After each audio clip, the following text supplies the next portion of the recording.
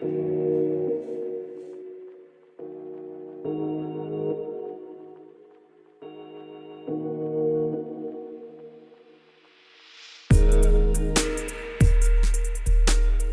guys, my name is Luke Potts from Aquatic Rehab Spearfishing, and you guys are watching the Aquatic Rehab Spearo Series episode 2. Now this is a 5-part episode, so there's quite a bit of content in here. So before we crack into this episode, remember to go over and check out our How to Spearfish video series on Vimeo on demand. Everyone that goes and checks that out, that really helps us make more of these episodes and heaps more free spearfishing content. So if you don't know what that's all about, we've got about 4 hours of instructional video on spearfishing. So everything from spearfishing gear to breath hold work. We've got entry level all the way through to advanced hunting techniques for reef fish and pelagic fish. And we've also got a guide to spearfishing around sharks episode with tons of footage in New Zealand, and also we've got footage from over in the Coral Sea as well. So for everyone watching this episode, we've got a discount code for the How to Spearfish video series. If you want to go and grab it, it's a 10% discount, and all you have to do is type in Spearo Series. You just put that in the promotions and you'll get a 10% discount on all of the episodes. So feel free to go and do that, and let us know what you think of the episodes, and if you want to see more content, let us know about that. So let's get into this episode. So the Three Kings. Now we shot up to the Three Kings for a day trip. I've never dived the Kings before, so I was always quite curious to see sort of what was going on there. We took off, I went up there with James and a mate Kent, drove up 6 hours or whatever it was, slept in the car. James knocked up some Nutella and banana sandwiches, which was pretty mean. Shot straight out there and decided to get into the fish. Now one thing about the Kings I didn't expect was that it's actually quite cold. I think it was about 15 or 16 degrees. I think there's a bit of an upwell current or something there that cools everything down, but that's actually kind of nice when it's a really hot day. We wanted to try to get into a good kingfish. That's what the Kings is notorious for. Didn't really get anything on that front, but still an awesome dive in terms of species. It's quite common knowledge that there's quite a few goldies up there. They're quite silly and they're a lot shallower than they are obviously here on the mainland. Not everyone likes to eat goldies, but I do. So I decided I'd take a couple because they're quite prolific up there. And but I thought it's best to do it with I just had the little wild blue pole spear. I think it's like a 5 or 6 foot pole spear, and that made for a cool bit of footage. So when we turned up, we got into just a nice overhang with quite a bit of current ripping through it, and we did some diving in the middle of that. The viz was just awesome, and yeah, straight away we had a goldie, but it was sort of tucking in and out of cracks and stuff. It was quite tricky. Eventually he sort of popped his head out and I managed to smash him with the pole spear.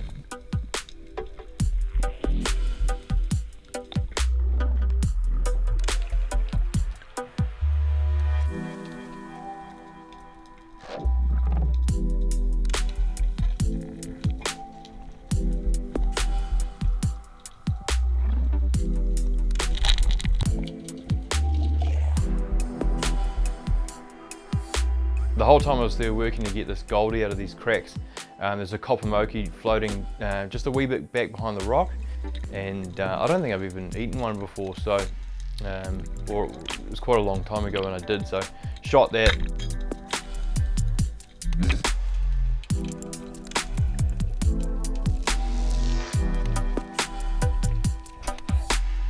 That was actually really good. Now Kent took us to a Tarakihi spot. Beautiful clear water, you could see the bottom quite easily, and me and James decided to do a few drops. Now we were dropping down and seeing there's quite a few pori around, and then we had a 7-giller come through, and he came quite close to me, so I got some pretty cool footage of it.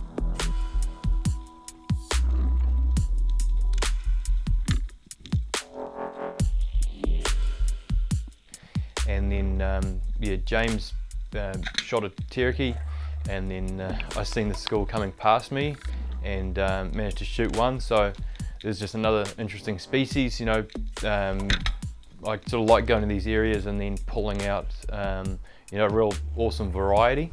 We're diving a couple of ledges just coastal ledges and things like that. So I was diving with the pole spear just to shoot pinkies with the pole, and this is a technique that we call the live attractant technique in the How to Spearfish video series.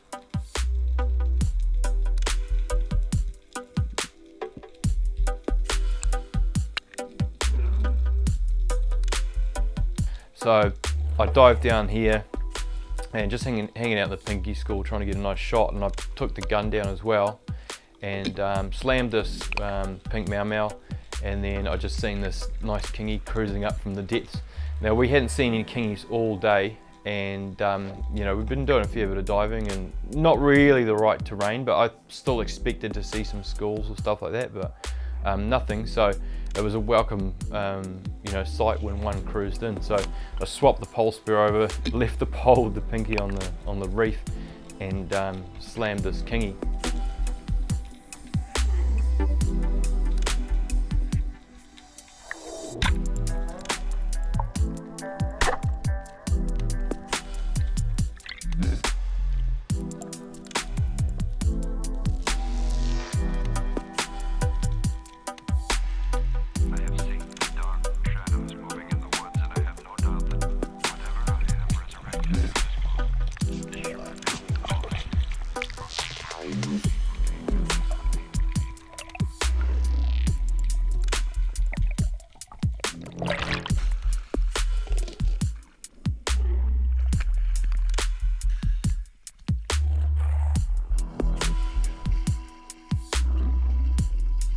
And then yeah, a couple more different species on the boat. So after that, we decided to head to quite a notorious spot for really big kingies. So we got in on this rock, and yeah, it was pretty awesome. We had a school of about 30 odd goldies rush up to the anchor, and they sort of parked up on the anchor there, and we're doing a wee bit of diving, and James got a spear into a really nice fish, and he was fighting it for a while, and then I think it reefed him, or it got off somehow. Yeah, as he was diving down on the reef, he was untangling his line, and there was this big kingfish sitting up on top of the reef, and I thought it was his kingy that he was fighting, and his line had just come around the back of the reef, and he was going to untangle it and then keep fighting it. So I left it. It would have been 35 to 40 kilo, I'd say, and then he came up with nothing on, so he'd lost his fish, and the big one just cruised away. So I was just sort of looking in the corner of my eye, I just thought, yeah, he's there, he's fighting it, that's his fish, but no, it was just a random big kingy sitting on top of the reef. So it was a bit dumb on my part, but oh well. But yeah, we moved off the front of the reef, and we had a school of really big trevs come through, and James shot one, and then I rolled this one here over, and that was quite cool. So another species on, something different, and you know, big Trevally.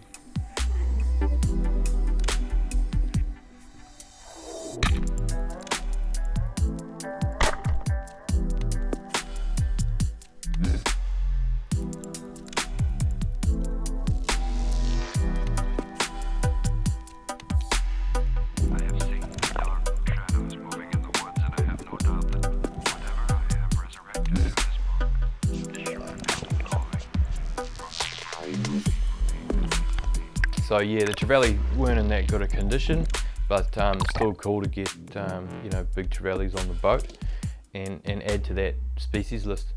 So after that, we decided to go back into the shelter, away from the current, and do a bit more sort of casual diving. I just cruised around and looking for crays and bits and pieces, and found another goldie, quite a big goldie, just hanging out under this ledge here, and yeah, I just approached him nicely and smacked him over with the pole spear. So another goldie in the bin.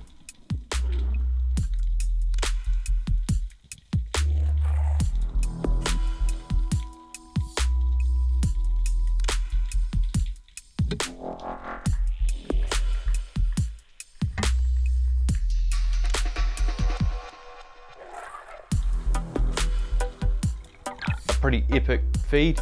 So yeah, it's cool.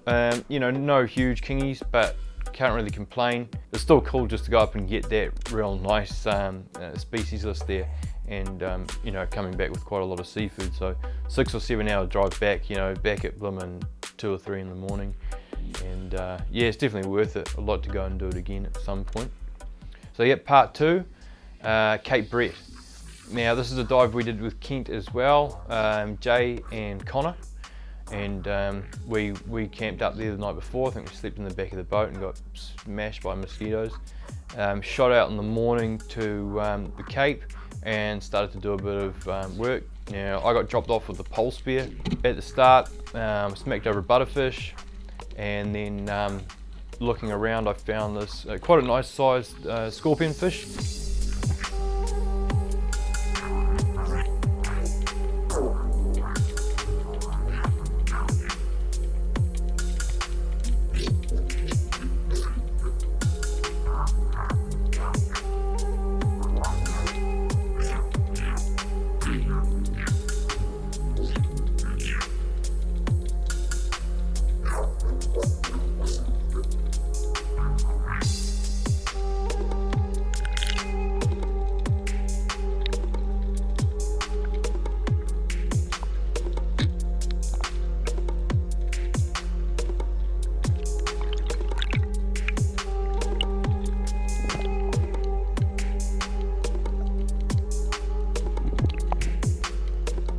And they're just beautiful eating, awesome flesh. You just have to be quite careful of the spines because they can be toxic. Yep, put him on the line, and then did a wee bit of snooping for another hour or so. Didn't actually see any good snapper. Did come across one parked up quite shallow, bit of a silly fish sleeping here, sort of quite high in the water. I thought, yep, I'll take that.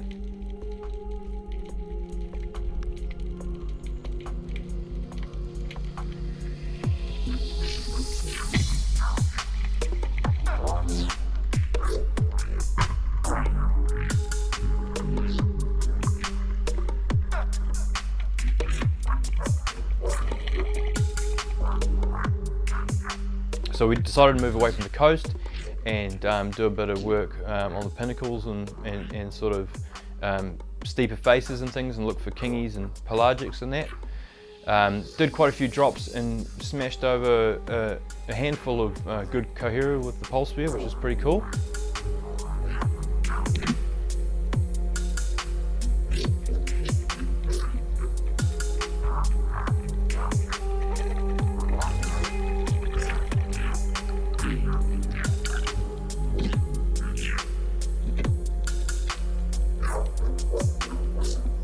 And then, you know, the kingies weren't playing ball, they were hanging out a bit deeper and being a bit funny. We're all sort of trying to get onto them. And then one of the boys shot a pinky, and as he was pulling it up, I saw a school of kingies sort of milling around down deeper. I dropped down and just tried to ignore them a bit, and then had one fish silly enough to come close enough to get within pole range and smacked the pole through him.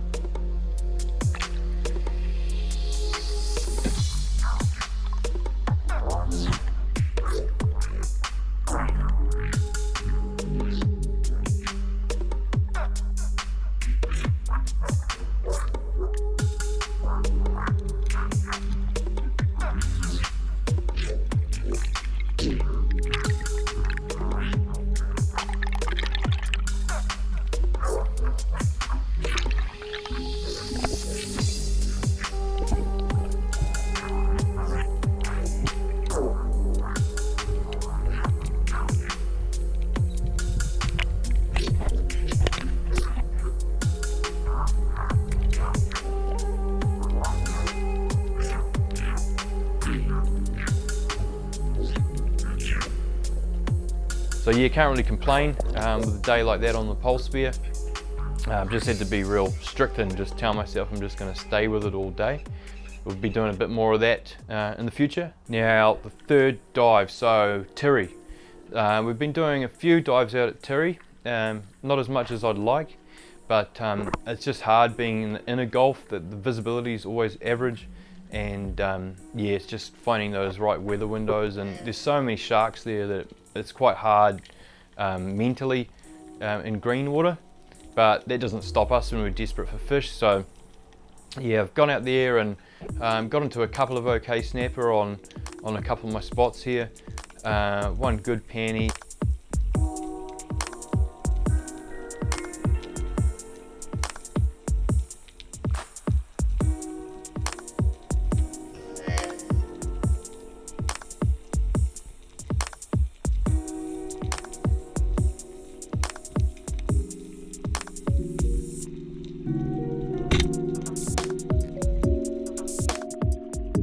and then I shot this nice, 6 or 7 odd kilo fish on the run.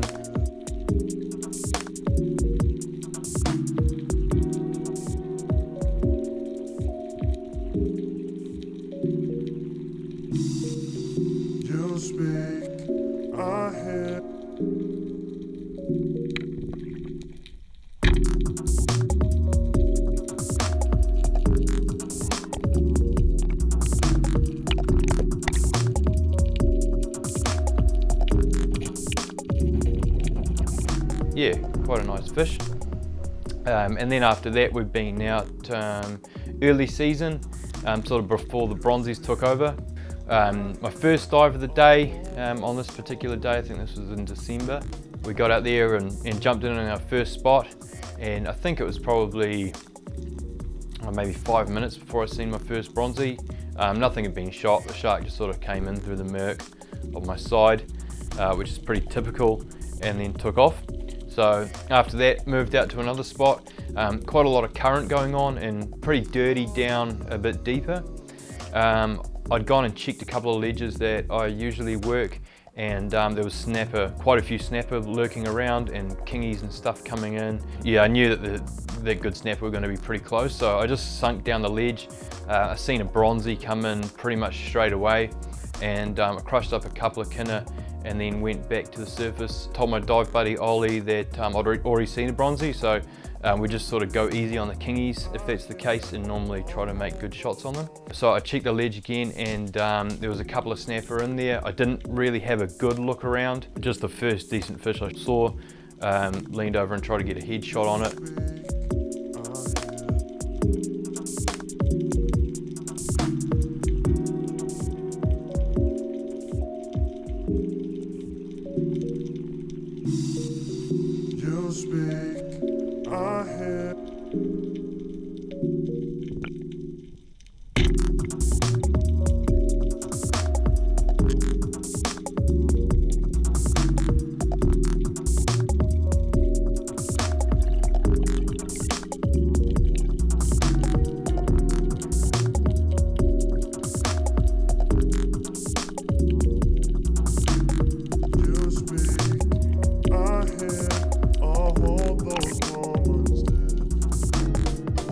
So landed it, got it on the boat, and then the shark came out and checked out Ollie again. So we decided to get out and move to our other faithful spot.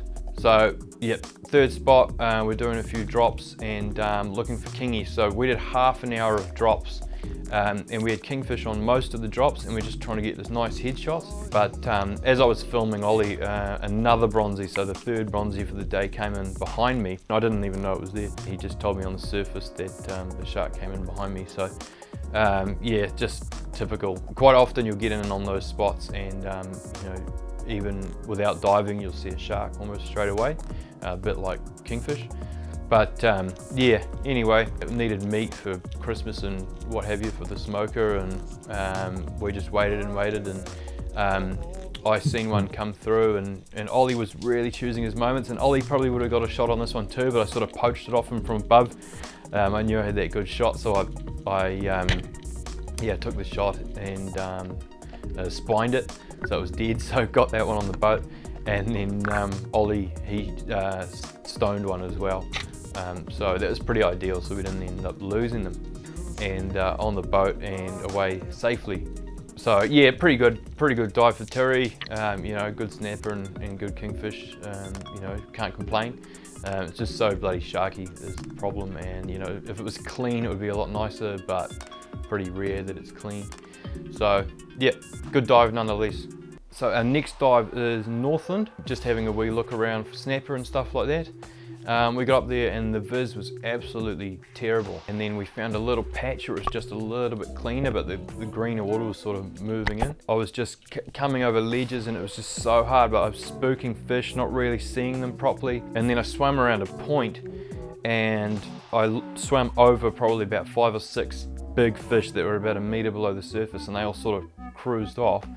and I just thought, well, okay, crushed up about 15 or 20 kinner over a ledge, see if I can coax any of those fish back in, rather than going and snooping and not being able to see clearly. Now the water sort of cleaned up a wee bit, it got quite nice, and then it sort of dirtied up again with a whole bunch of kelp and stuff moving in. But yeah, I checked over this ledge and had quite a few big fish sitting in there, so smashed one of them.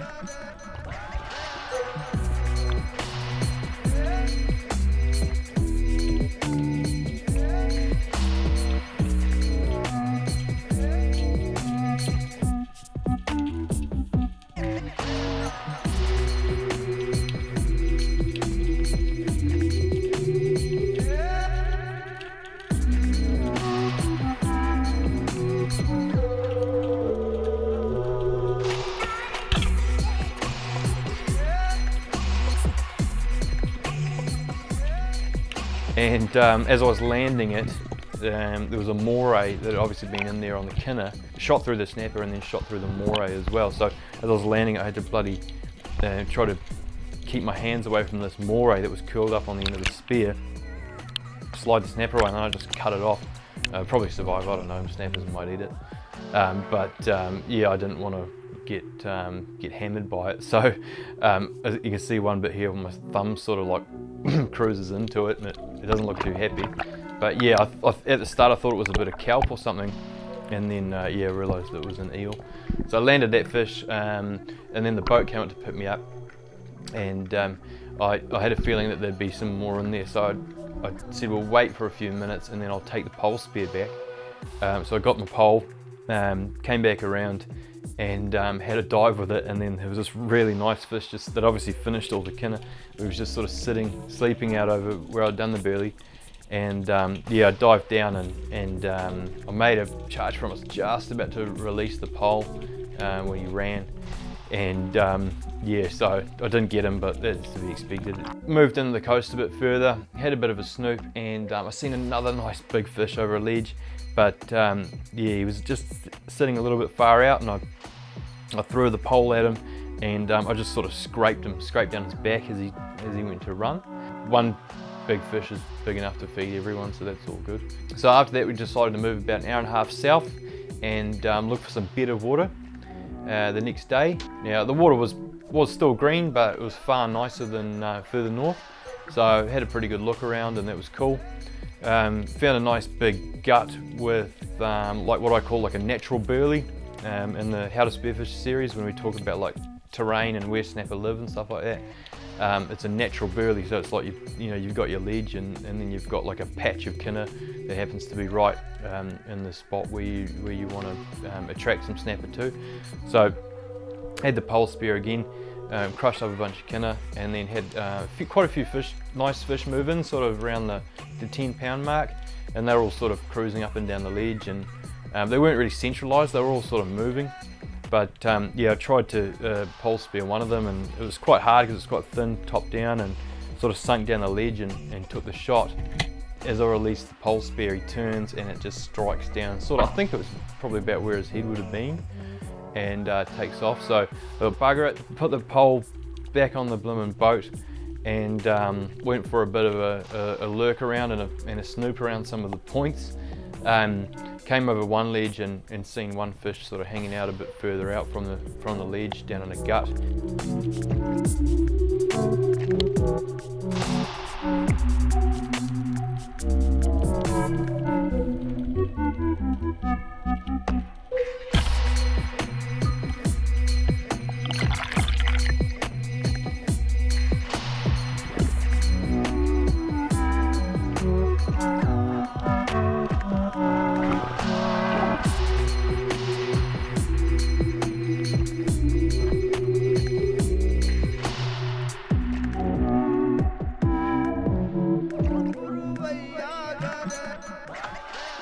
Couple of good snapper, and spooked 3 of them with the pole, so yeah, I'll just have to keep cracking at it. It's probably the only way I'm going to get a good one, but yeah, can't complain, still got a good bit of fish on the deck.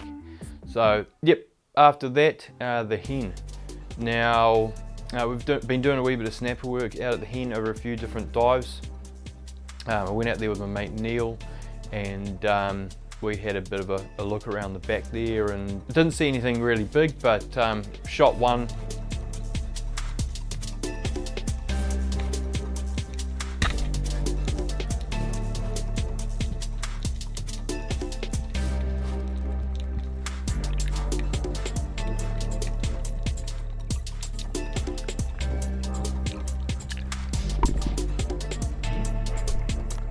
And then I sort of came around this corner here and had one tucked into the base of this ledge, and managed to get a nice horizontal shot out the eye.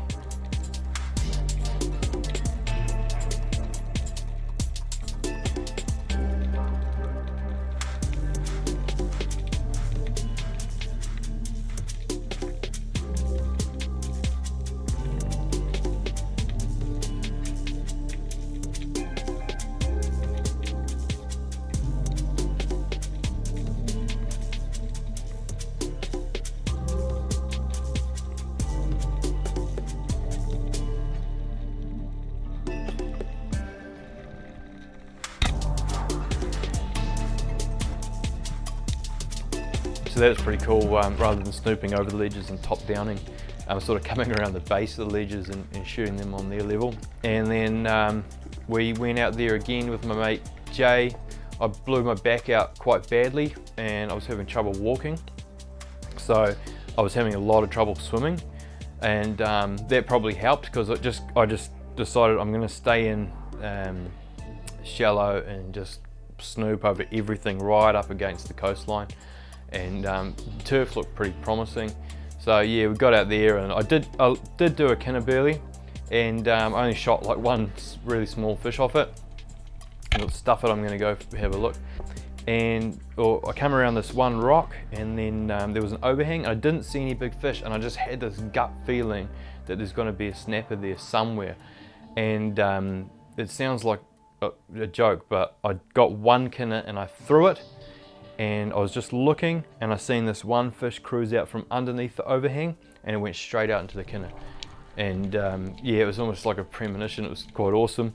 And I yeah, swam over to it, and he just had his head tucked down in the kelp there and top downed him, and he got tangled up there, and then managed to get him out. So that was quite a good fish. And then yeah, had another look up the coast, found another spot there, and there was quite a few snapper parked up. You know, every sort of 50 to 100 meters or so there was a few snapper parked up, so that was pretty cool.